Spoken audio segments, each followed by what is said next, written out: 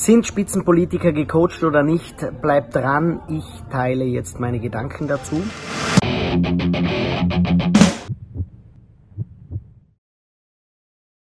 Immer wenn Politiker in sehr deutlichen Posten gezeigt werden, wenn ein Foto von einem Spitzenpolitiker auftaucht, wird sofort geschrien, ja, ist ja gecoacht und ein Coach steckt dahinter und so weiter. Das heißt, man schreibt den Politikern, sobald sie in der Spitzenposition sind, schreibt man ihnen oder gesteht man ihnen nicht mehr zu, dass sie eine günstige Geste selber machen können. Und dabei meine ich jetzt alle Politiker, von ganz links bis ganz rechts, sobald sie oben stehen, scheint es so, dass die Menschen glauben, jetzt hat es einen Klick gemacht und jetzt haben es keine eigene Körpersprache mehr, sondern nur mehr die Körpersprache der Coaches. Leute, da wird die Macht der Coaches massiv überschätzt. So viel Einfluss hat kein Coach auf einen Menschen, dass er die ganze Körpersprache eines Politikers verändern würde. Erstens. Zweitens, Politiker haben sehr viel zu tun. Und das körpersprachliche Coaching kommt ganz am Ende. Da wird vorher über Sprache gesprochen, da wird über Kleidung gesprochen, da wird über Sitzpositionen gesprochen, da wird über alles gesprochen. Und dann am Schluss denken die, ah ja, man müsste Körpersprache auch noch machen. Und das zu guter Letzt führen meistens nicht mal Experten für Körpersprache durch, sondern meistens machen das Mediencoaches. Und das mag die Körpersprache eine Rolle dort spielen, aber die Expertise ist bei vielen Mediencoaches dazu enden wollend, muss man sagen. Nicht bei allen, aber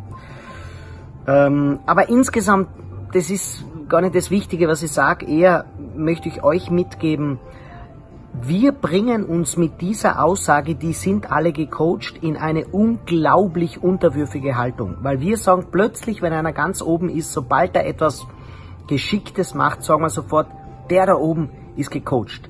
Die Präsupposition, die Vorannahme steckt schon drinnen, das heißt, wir sind da unten.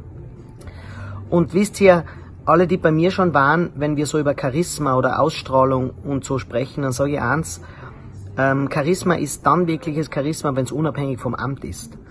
Und wenn wir Politiker anschauen, wenn wir prominente Menschen anschauen, egal jetzt, ob es ein Schauspieler ist, ob es ein Musiker ist, ob es auch Kirchenmänner sind, das Charisma, wenn das nur durchs Amt kommt, dann ist es nicht wirklich das Charisma, was wir meinen, sondern ein charismatischer Mensch ist jemand, den du am Parkplatz des Supermarktes triffst und plötzlich hast du das Gefühl, der Mensch hat eine totale Ausstrahlung, oder du siehst den um 22 Uhr auf einem Bahnhof sitzen und der sitzt auf einer Bahnhofsbank und du gehst an dem vorbei und denkst so, wow, dieser Mensch hat aber jetzt eine Ausstrahlung, diese Frau oder dieser Mann.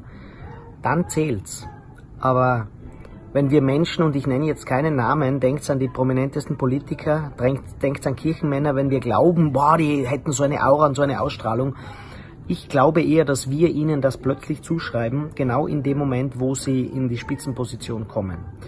Und ich mahne an, dass wir nicht zu devot sind. Das sind alles von uns in irgendeiner Form gewählte Menschen. Also das heißt, die Art Mensch, ja, die Spezies, die sucht sich Alpha-Tiere, und zwar nicht immer, also entweder demokratisch oder in informeller Art und Weise, wie man zum Beispiel auf einem Tisch sitzt und plötzlich hören alle nur mehr diesem einen Menschen zu, dann haben wir das informell gemacht. Selbst wenn wir Diktaturen anschauen, sind die im Grunde viel weiter früher auch von uns Menschen gemacht. Das hat ja nicht der eine Mensch plötzlich erfunden. Wenn Hegel schon schreibt, Herr und Knecht, dann sind ja eigentlich die Mächtigen die Knechte. Und ich bin jetzt kein Kommunist, das wisst ihr.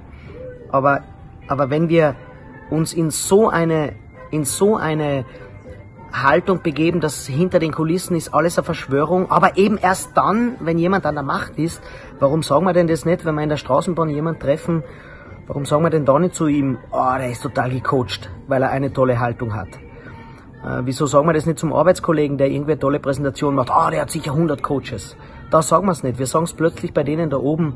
Leute, wenn wir glauben, dass da drüben Leute sind und wir sind auf der anderen Seite, haben wir die Gesellschaft einfach getrennt. Deswegen auf der anderen Seite warne ich auch vor zu viel Devotheit vor Führungspersönlichkeiten. Nicht Respektlosigkeit, aber Devotheit. wenn ein Staatschef uns begegnet, wenn große Firmenbosse uns begegnen. Manche verfallen in eine devote Haltung.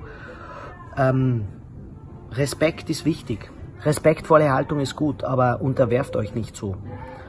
Und das hat eben auch damit zu tun, dass wenn jemand eine geschickte Haltung macht, vielleicht ist ihm selber eingefallen und vielleicht hat ihn jemand beraten, das mag auch sein.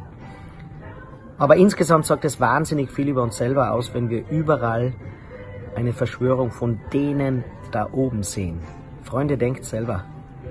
Ihr habt selber eine unglaublich tolle Körpersprache zur Verfügung und ihr könnt sie einsetzen ohne jeglichen Coach.